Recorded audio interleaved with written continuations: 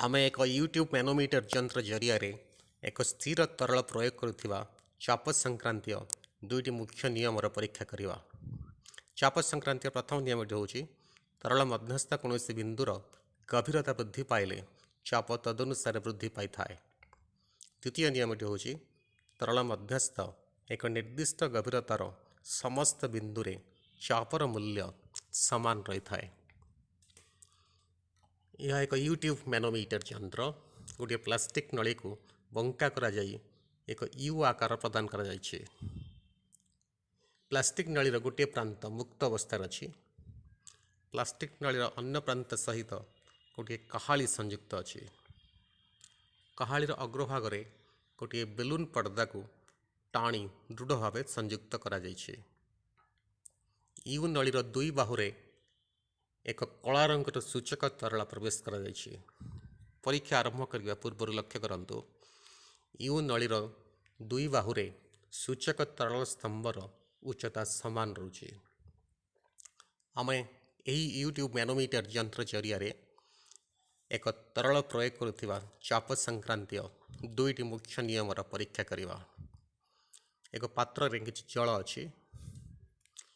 आमे प्लास्टिक काहली को नहीं जल मध्य बुड़ाइबा।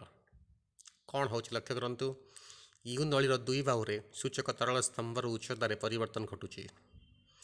गोटे बाहुरे तरल स्तंभ तलू चली जाउथिया बेले अन्य बाहुरे तरल स्तंभ ऊपर उठी आसुची एवं एहिपरि भाव में यू नलीर दुई बाहुरे थिबा तरल स्तंभर उच्चतार पार्थक्य घटुची। यह प्लास्टिक काहाली उपरे जल प्रयोग करथिबा चापर एक सूचना देउची। आमे वर्तमान जल मध्य प्लास्टिक काहाली को अधिक गभीरता को बुड़ाइबा। प्लास्टिक काहाली अधिक गभीरतार बुड़ाइबा द्वारा यू नलीर दुई बाहुरे सूचक तरल स्तंभर उच्चतार अधिक परिवर्तन घटुची। तेणु एइथुरु आमे सूचना पाइले जलर गभीरता वृद्धि पाइले चाप तदनुसार वृद्धि पाए। यह होची स्थिर तरलर चाप संक्रांतीय प्रथम नियमर परीक्षा। वर्तमान आम द्वितीय नियमर परीक्षा करिबा।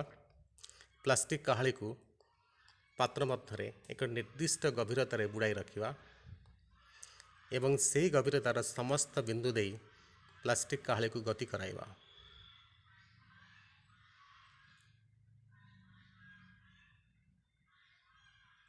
यू नलीर दुई बाहुरे थिबा तरल स्तंभर पार्थक्यर उच्चता को लक्ष्य करंतु। तरल स्तंभर उच्चतार कौनसी परिवर्तन घटुना। तेणु यह परीक्षारू आमे प्रमाण पाइले एक तरल मध्यस्थ एक निर्दिष्ट गभीरतार समस्त बिंदुरे चाप समान रही थाए।